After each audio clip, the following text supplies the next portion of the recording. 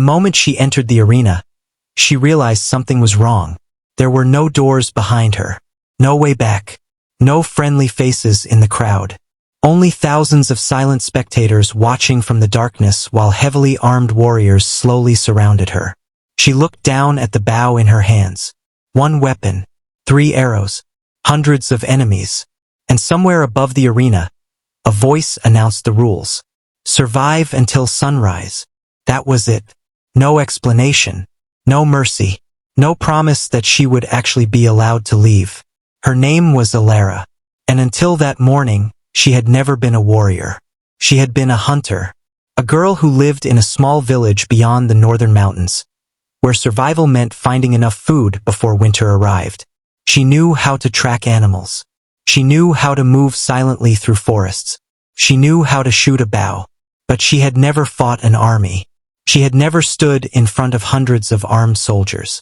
And she had certainly never imagined that one day she would wake up inside an ancient arena with a kingdom watching her every move. Yet here she was, waiting for the first attack. Across the arena, the warriors stood motionless. They wore black armor decorated with silver symbols. Some carried swords, others carried spears. A few held enormous axes that looked almost too heavy for one person to lift.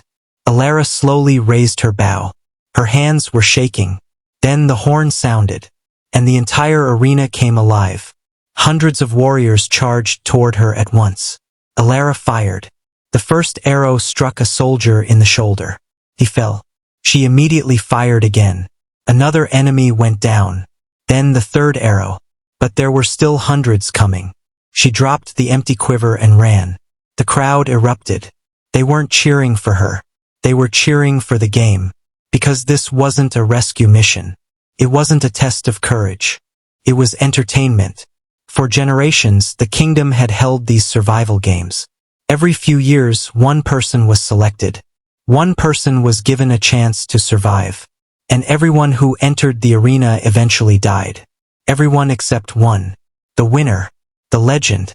The person who could survive until sunrise. But there was something the kingdom never told its contestants. The game was designed to make survival impossible. Elara sprinted toward the ruins at the edge of the arena. She knew she couldn't fight hundreds of people in an open space. She needed cover. She needed time.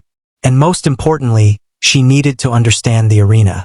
She ducked behind a broken stone wall just as a spear flew over her head. Another warrior charged around the corner. Elara grabbed a fallen shield and blocked his first strike. The impact nearly knocked her down. He swung again. She stepped aside. The sword smashed into the stone wall. Elara drove the edge of the shield into his chest and pushed him backward. Then she ran. She wasn't stronger than them. She wasn't faster than all of them. But she had something they didn't. She knew how to survive. The warriors had been trained to fight. Elara had been raised in a place where every mistake could mean death. She knew when to run. She knew when to hide, and she knew when not to fight. For the next hour, she disappeared into the ruins. Every few minutes, another group of warriors entered the area searching for her. But they couldn't find her. The crowd became restless. The king, watching from his balcony, leaned forward. "This isn't supposed to happen," he said. An advisor beside him lowered his head. "She was supposed to die within minutes."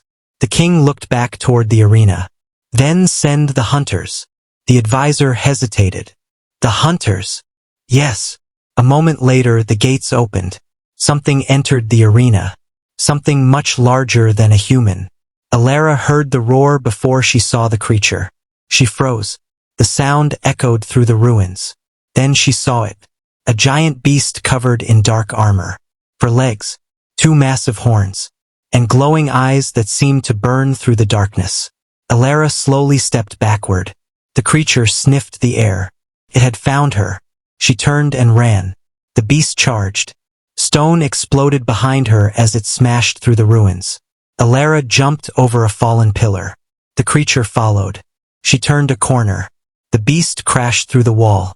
She kept running. Then she saw something. A narrow passage. Too small for the creature. Elara squeezed through. The beast slammed into the entrance. Couldn't fit. For the first time that night, Elara smiled. She had survived. But then she noticed something carved into the wall. A symbol. The same symbol that appeared on the warrior's armor. Elara touched it. The stone moved. A hidden door opened. Behind it was a staircase leading underground. She looked back toward the beast. Then she entered. The door closed behind her. Everything became silent. Elara descended deeper into the earth. At the bottom, she found an enormous underground chamber. Ancient paintings covered the walls. They showed warriors entering the arena, one after another, then dying. But one painting was different.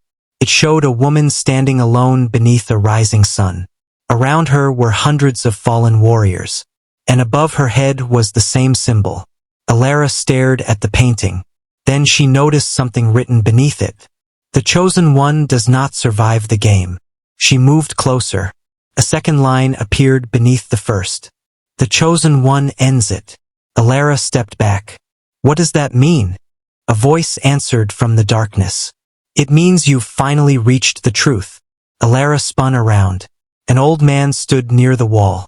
He wore torn royal clothing and carried no weapon. Who are you? My name doesn't matter anymore. Why are you down here? Because I was a contestant. Elara stared at him. You survived. The old man smiled sadly. No. He pointed toward the ceiling. I lost. Elara looked confused. But you're alive. Alive isn't the same as free. The old man explained everything. The survival game wasn't created to find a champion. It was created to feed an ancient curse. Long ago, the kingdom had been protected by a magical force. But when the rulers became obsessed with power, they tried to control it. They failed. The magic became a curse. And the curse demanded one thing: a sacrifice. Every generation, the kingdom selected a person and placed them inside the arena. If that person died before sunrise, the curse continued.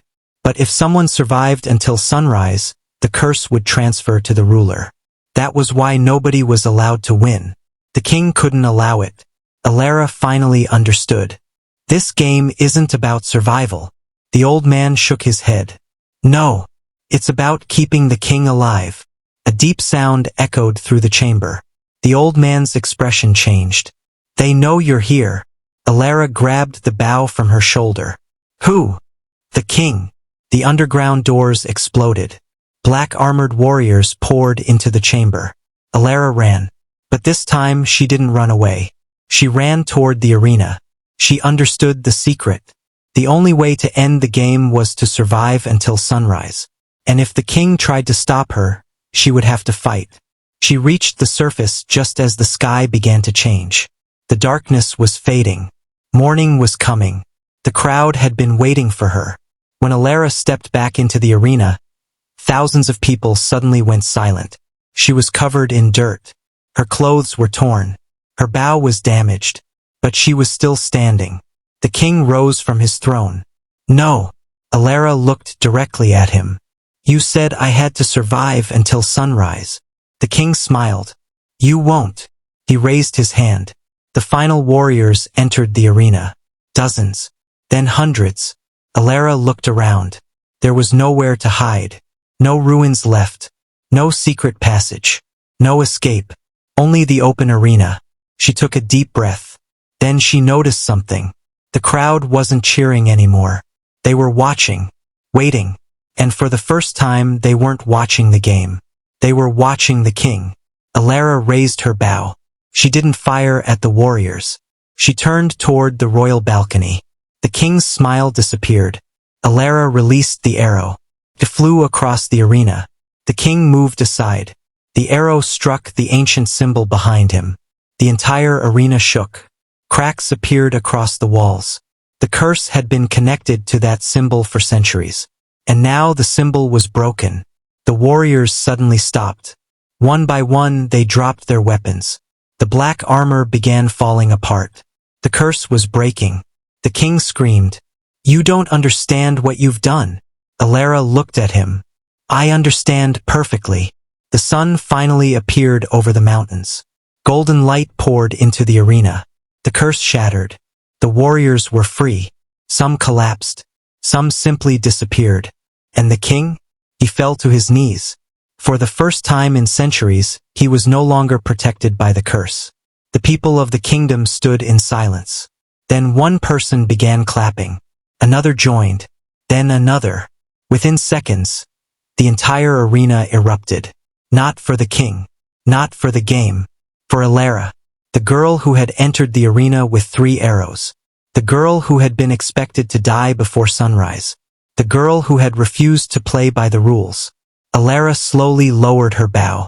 She looked toward the broken royal balcony. The king was gone. The ancient game was over.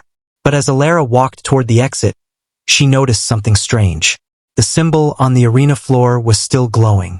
A faint voice whispered from beneath the stone. "You broke the curse." Elara stopped. The voice continued. "But you didn't destroy it." Her eyes widened. The ground began to shake again. A crack appeared beneath her feet. Something was waking up. Something much older than the kingdom itself. Elara looked toward the sunrise. Then she tightened her grip around her bow. She had survived the game. She had defeated the king. But now she understood the truth. The survival game was never the real battle. It was only the beginning. And whatever had been sleeping beneath the kingdom for centuries had finally opened its eyes.